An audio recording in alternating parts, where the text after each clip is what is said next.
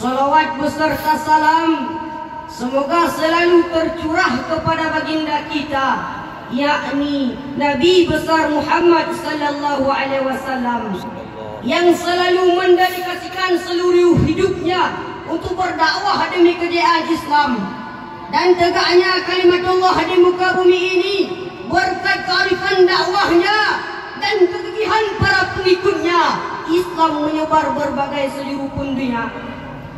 Sebagaimana disebutkan, Islamul Dinat.net 9 sampai 10% jumlah umat Islam di seluruh dunia mencapai 1/4 total jumlah penduduk dunia.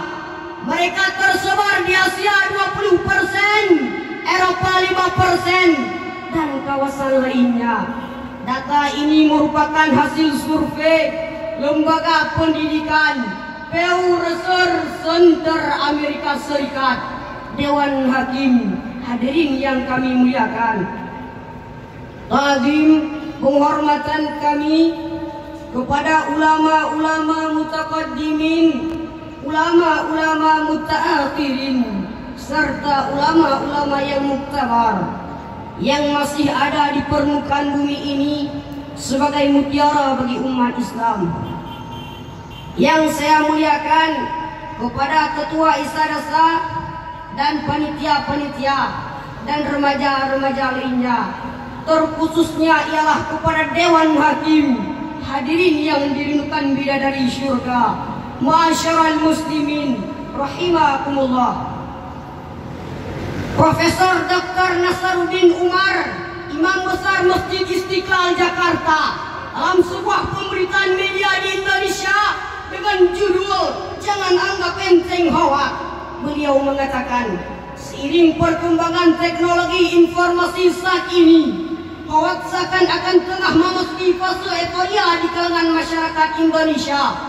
Para pemilik gawai seolah-olah memiliki perasaan bergembira yang berlebihan dalam penggunaannya, menjadikan media sosial sebagai ladang utama untuk menyamai dusta dan prasangka tanpa mempertimbangkan fakta.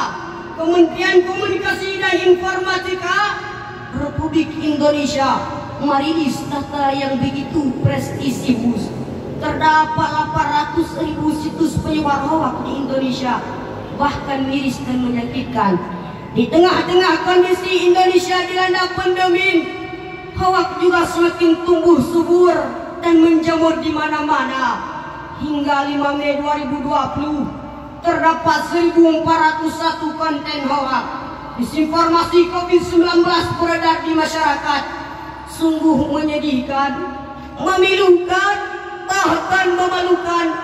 Berita fitnah bergelar hoak ini dikonsumsi oleh siapa saja, bahkan kaum intelektual sekalipun, dokter dan profesor pun terpapar dusta yang belum tentu benar adanya. Dewan Hakim, hadirin yang kami muliakan, hadirin, Indonesia saat ini tidak hanya bertarung melawan COVID-19 saja, melainkan serangan hoak yang tak kalah berbahaya. Hoak dapat melahirkan propaganda yang menganga, kebencian, permusuhan bisa meledak di mana-mana. Perbedaan pandangan dapat menimbulkan taruhan antar saudara, bahkan dapat mengancamkan keutuhan bangsa dan agama. Dewan Hakim, hadirin yang kami muliakan, maka pada kesempatan ini izinkan kami untuk menguraikan persoalan negeri, bertabayun mencari solusi dengan menawarkan konsep Islami tentang cara menggunakan media sosial di masa kini dengan judul Syarhan Qur'ani, bijak menyikapi hoak di media sosial, perspektif Islami. Dewan Hakim, sidang pendengar yang dirindukan bidadari syurga, sebagaimana Allah Ta'ala telah berfirman dalam Al-Quran surah Al-Hujarah ayat 6, Ya ayyuhallazina amanu in ja'akum fasiqun binaba'in fatabayyanu an tusibu qauman bijahalatin fatusbihu ala ma fa'altum nadimin, yang artinya, wahai orang-orang beriman, jika datang kepadamu orang fasik membawa satu berita, maka sedikit dan telikilah kebenarannya secara seksama. Jangan percaya dan begitu saja. Dewan Hakim, hadirin yang kami muliakan, Profesor Dr. Wahbah Az-Zuhaili dalam tafsir Al-Munir jilid 13 halaman 456 yang menjelaskan kata-kata fasikun dan binaba'in pada ayat ini disebutkan dalam bentuk nakirah. Hal ini menunjukkan pengertian umum yang mencangkup semua orang fasik dalam satu berita. Seakan-akan di sini dikatakan, jika ada orang fasik siapapun yang datang kepada kalian untuk membawa satu berita, maka telidiki dan sedikitlah kebenarannya secara seksama. Dan percaya dengan begitu saja, sebab orang-orang yang tidak memelihara dirinya dari kefasikan, ia juga tidak memelihara dirinya dari kebohongan, yang masih satu bentuk dari kefasikan. Dewan Hakim, sidang pendengar yang dirindukan bidadari syurga, Imam Ibnu Katsir dalam tafsir Ibnu Katsir juz 7 halaman 370 juga menyatakan bahwa Allah Subhanahu wa taala memerintahkan orang mukmin untuk memeriksa dengan teliti berita dari orang fasik, dan hendaklah mereka bersikap hati-hati menerimanya. Melalui ayat ini Allah Subhanahu wa taala memberikan tuntunan kepada kita agar kita berhati-hati, tidak gegabah, tidak tergesa-gesa dalam menerima sebuah berita. Dewan Hakim, hadirin yang kami muliakan, data terbaru hasil riset yang dirilis oleh Househead NWR Social dalam Global Report Digital tahun 2020 menunjukkan bahwa Indonesia adalah salah satu negara yang lama menghabiskan waktu untuk bermain internet melalui sosial media tanpa menunggu lama.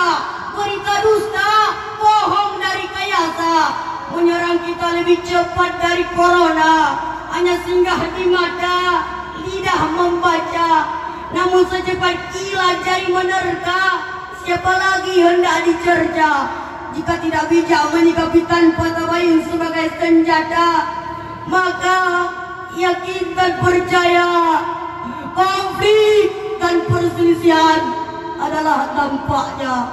Hadirin Dewan Hakim yang dirindukan bidadari syurga, hadirin, umat Islam harus didorong untuk membiasakan melakukan klarifikasi, uji telah akurasi dan validasi, serta informasi yang membuat kita pendekatan literasi. Jangan sampai gara-gara salah sebar informasi terjerat undang-undang ITE di negeri sendiri, mendekam dalam jeruji besi, akhirnya mati sendiri tanpa anak dan istri, cuma dapat ucapan innalillahi dari ujung jari netizen yang berwari-wari. Selain itu dapat apa lagi, hadirin? Nothing bro. Silahkan gigit jari. Dewan Hakim, hadirin yang kami muliakan, demikianlah yang telah kami sampaikan. Dapatlah kita ambil kesimpulan. Pertama, penyebaran hoaks di sosial media adalah perilaku tercela yang dapat mengancamkan keutuhan bangsa dan agama. Demikianlah yang kami dapat sampaikan. Wallahul muwaffiq ila aqwamit thariq. Okay, my loving faction of Islam, this is my speech. If you find some mistakes, I beg your pardon. Mukru semangat Allah mimpun, Allah nepedran kuna udanya. Enak mantang haba dari long, insyaallah uku tak sambung tuma. Long ja udang dua ngan ayah, long babu dua bah pula. Long tuna kan long harap hadiah, tapi long ya ajak ku bangga mak dengan ayah. Salam anak santri, assalamualaikum warahmatullahi wabarakatuh. Waalaikumsalam warahmatullahi wabarakatuh.